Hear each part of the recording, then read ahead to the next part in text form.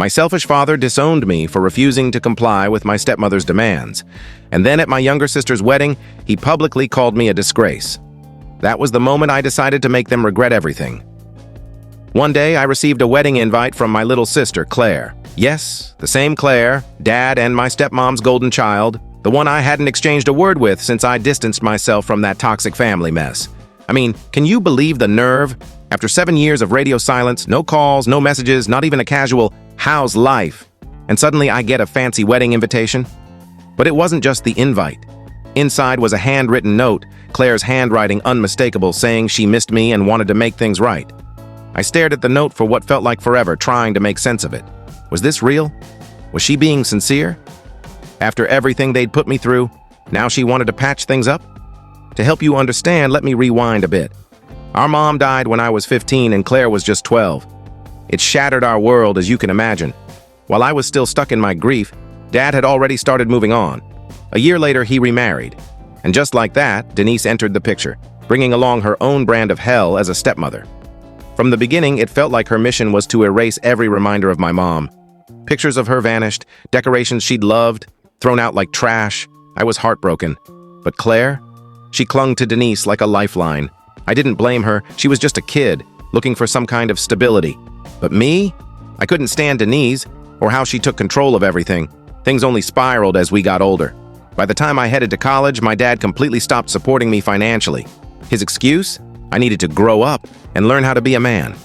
Meanwhile, Claire got the royal treatment. College tuition, her own apartment, even a brand new car.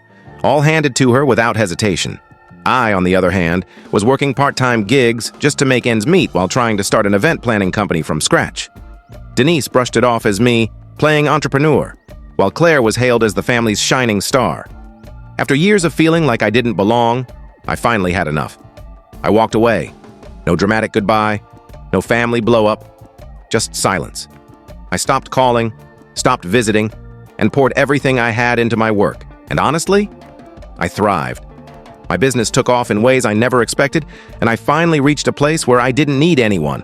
Not my dad, not Denise, not even Claire. And that brings us back to the wedding invitation. At first, I considered tossing the invitation in the garbage. Why should I bother? Where were they when I was struggling through school, rationing groceries, needing even a sliver of support? But something stopped me. Maybe it was curiosity. Maybe it was Claire's note. I couldn't tell if she was truly reaching out or if this was just another manipulation orchestrated by Denise. Regardless, I decided I'd attend, even if just to see how it would all unfold, and if it got unbearable, I could always leave. I wasn't planning to show up empty-handed either.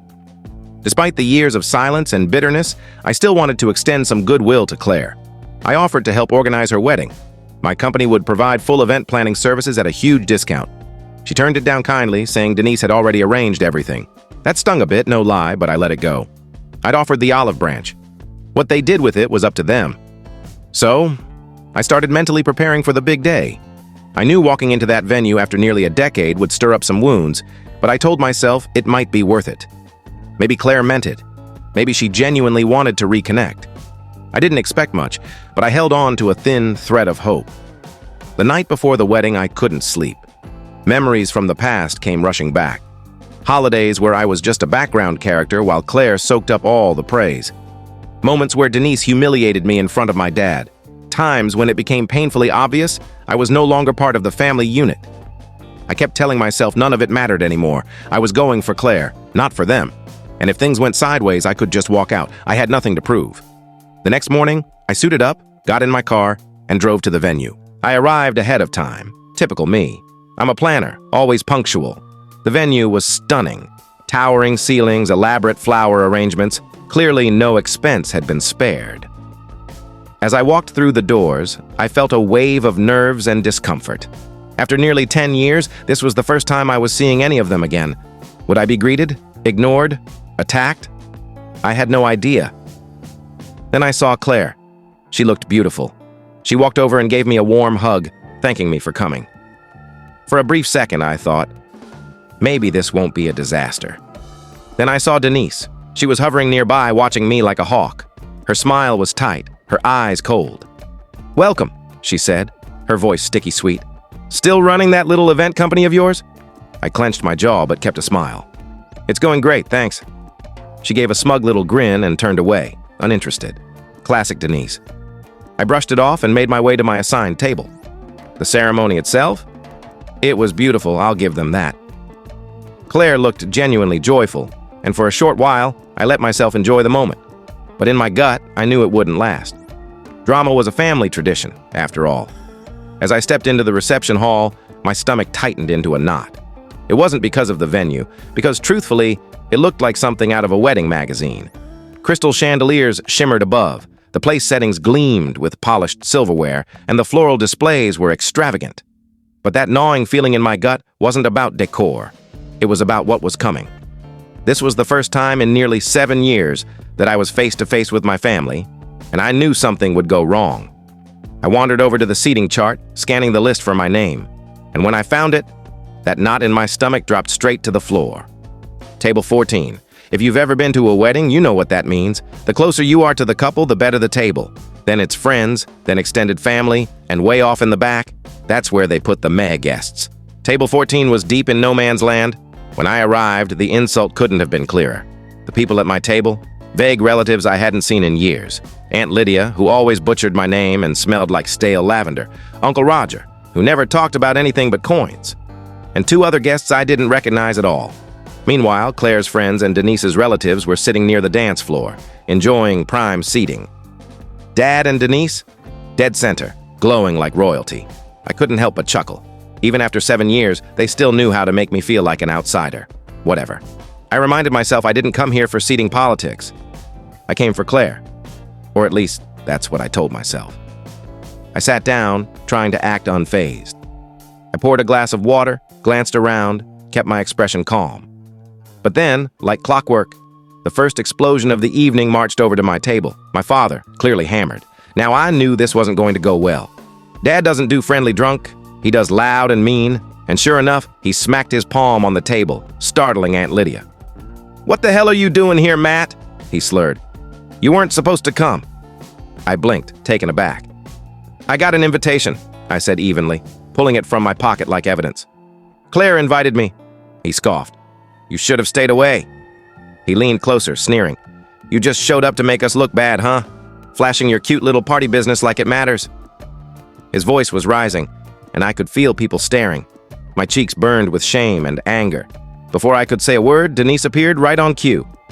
"Matt," she said, her tone drenched in fake concern. "Did you even buy that suit? Or did you rent it?" Then she smirked, like she'd just cracked the best joke of the night. I looked at her, then at Dad, and it hit me. They weren't going to change, especially not now, not drunk and high on their own egos. So, I did the only thing I could. I stood up, straightened my jacket, and said, "Excuse me?" Then I walked away. I didn't go straight for the exit. I needed to breathe. I stepped outside onto the patio, the night air crisp and cool against my skin. But inside my head, a storm was brewing. Their words echoed, "Embarrassment. Little business." They couldn't let me exist without trying to tear me down. I leaned on the railing, eyes on the garden, wondering what to do. Leave and never look back? Go back in and pretend I wasn't humiliated?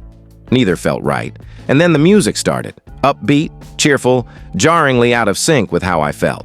And that's when I knew. I couldn't stay. Not like this. Not with them. As I stood on the patio, ready to leave quietly, something unusual caught my eye. The event staff was moving around the reception space with a precision I knew too well. The way they handled the table settings, the lighting, something about it was eerily familiar. I slowed down, watching more closely. That's when it hit me. These weren't just any wedding staff. They were my employees. My company had recently absorbed a smaller event planning firm, and this wedding must have been part of their schedule. The reason everything looked flawless? It was because my team had done the work. The irony stopped me in my tracks. Claire and Denise had hired my company, possibly without even knowing it, to create their perfect wedding day. I stepped aside and called my operations manager. When she picked up, I kept my voice low. "Hey, quick question. Is this wedding one of ours?" A short pause, then, "Yeah, this was booked months ago. Why?" I couldn't help but let out a quiet laugh. "Just confirming." As I looked back at the glowing reception room, the realization settled deep. The same people who belittled me were unknowingly relying on me to make their big day shine. And suddenly, I didn't feel so powerless anymore. I called my manager again, this time with purpose. "Check the contract for this event," I said. "Does it have the clause for terminating service due to abuse toward staff or management?" "Of course," she replied without missing a beat. "It's standard. If they're hostile, we have the right to shut down on the spot." "Perfect," I said. "We're activating it. Start packing up." She paused. "Wait, are you serious? What happened?" "I'll explain later. Just trust me on this. They made it clear we're not wanted here." "Got it," she said firmly. "We'll handle it." And just like that, everything shifted. Inside, the wedding was still buzzing with music and laughter. Guests sipped wine, danced, and complimented the ambiance, completely unaware that things were about to fall apart. My crew, pros that they are, began dismantling the setup with subtle efficiency. Floral arrangements vanished, lighting rigs came down, and table settings were removed, all without causing a scene. Denise was still too busy playing hostess to notice anything at first, but the whispers started. Guests glanced around, confused. Then one of the servers approached Denise and said something quietly. Her fake smile melted into fury. She marched across the floor like thunder on heels. "What's going on? Why is everything being taken down?" The server hesitated. "Ma'am, I'm not sure. You'll have to speak with the event coordinator." Denise turned and saw Kate, my operations manager, calmly directing the staff. She stormed over. "What are you doing?" Kate remained professional. "We're ceasing services per the contract due to hostile behavior directed at our leadership." Denise blinked. "What hostile behavior? Who's your manager?" Kate pointed toward the patio. Denise turned and saw me. Her eyes narrowed. I gave a small, neutral wave. She came charging toward me. You're behind this? You can't do this! This is Claire's wedding!" "And this is my business," I said quietly but firmly. "You made it clear I'm not respected here. So why would you want my services?" "You're doing this to ruin everything," she hissed. "This isn't about Claire. It's about how you and Dad treated me. I'm not going to let you trash me and still use my team like we're disposable." Kate appeared beside me with a clipboard. "We're ready to roll out," she said. "Thanks, Kate. Great job tonight," I replied, never breaking eye contact with Denise. Denise looked like she might explode. I handed her a business card. "If you have legal questions, feel free to contact our lawyer. Enjoy the rest of your evening." And with that, I left her speechless. By the time my team was done, the once stunning reception space was barren. Just a few chandeliers remained. No flowers, no elegant setups, just stunned guests murmuring in confusion. Claire stood near the dance floor, tears welling in her eyes. And for a fleeting moment, I felt a twinge of guilt. But I reminded myself, I didn't start this. I only finished it. Driving home, my phone lit up with missed calls and texts. Denise, unsurprisingly, unleashed a torrent of messages, blaming me for destroying everything. She called me bitter, selfish, accused me of humiliating the family. Dad left slurred voicemails, shouting about lawsuits and betrayal. But the most unexpected message came from Claire. Her text was simple. "Why would you do this to me? I thought you came to support me." That one hit different. It didn't sound angry, just hurt. Still, Claire had stayed silent while I was mocked at her wedding. She didn't defend me, didn't step in. She may not have started it, but she let it happen. The next day, Denise made calls to relatives, twisting the story in her favor. Some cousins and aunts texted me, asking what really happened. I sent a message to those I trusted. I was insulted and disrespected, so I ended my company's services per the signed contract. That's all. One aunt replied, "Good for you. We saw how they treated you at Thanksgiving. It's about time you stood up for yourself." Her support shocked me. For years, I assumed the entire family had written me off. Maybe I was wrong. Then something surprising happened. A few wedding guests, friends of Claire's new in-laws, began reaching out. They had seen how smoothly my team handled the chaos and were impressed. One woman emailed me saying she admired our professionalism and wanted to book my company for an upcoming charity gala. By day's end, 3 more inquiries followed. What they meant for humiliation turned into free advertising. Of course, Denise wasn't done. She posted a nasty online review filled with lies, claiming we were late, unprofessional, and abandoned the event without warning. I contacted my lawyer, and within 24 hours, she sent a cease and desist letter. The review vanished the next day. But then came the cherry on top. I got a call from my lawyer. "You'll love this," she said. "They're threatening to sue." I laughed. "On what grounds?" "They say you ruined the wedding and caused emotional trauma." She assured me it was empty posturing. Still, we responded with evidence. The signed contract, staff statements, and even security footage of Dad's outburst and Denise insulting my crew. When their lawyer, some family friend of Dad's, saw the footage, their case collapsed.